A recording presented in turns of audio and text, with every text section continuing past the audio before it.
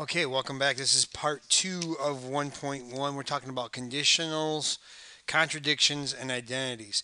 So when you talk about conditionals, contradictions, and identities, a conditional equation is equations that's true for some values of the variable, but false for other values of the variable. This is basically anytime you get like an x equals 5 or an x equals 8 or anything like that.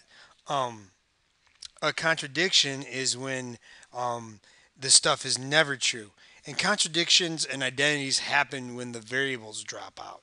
So a contradiction is when it has no solution, and identities is an equation that is true for anything. So I'm going to show you an example of all three. So let's go ahead and take a look. All right, so let's solve 8x minus 2 times 5 plus 4x equals negative 10. Here, what you're going to do is you're going to apply the distributive property. Whoop, that's going to be a minus in 8x equals negative 10. And then we go ahead and polish this up. So now you have 8x equals negative 10 minus 8x. Oh, that's supposed to be a minus. That's supposed to be a minus. Equals negative 10. Now if we make our combining like terms, 8x minus 8x is 0, so now you have negative 10 equals negative 10. Notice that the variable is gone, and is negative 10 always equal to negative 10? Yeah, this is always true. This is what we call an identity, okay? This is what's known as the identity. All right, next one.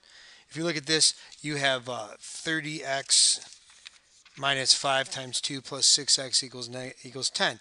Here, you go ahead and do the distributive property again. Minus 10 minus 30x equals 10.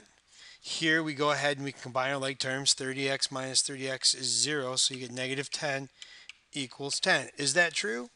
No, that's not true. So what we say that this is a contradiction. This is a contradiction. Okay? And this is a contradiction. One more. On this one, we can, go ahead and distribute. So half of 4 is 2, so that's 2x. Half of negative 6 is negative 3. Here you have 6 over 3x minus 6 over 2 plus 9. When you polish this up, you get 2x minus 3 equals 2x minus 3 plus 9. Well, what's interesting about this is if there's a 2x over here, that goes away, that goes away. The minus 3 and the minus 3 go away, so now I'm left with 0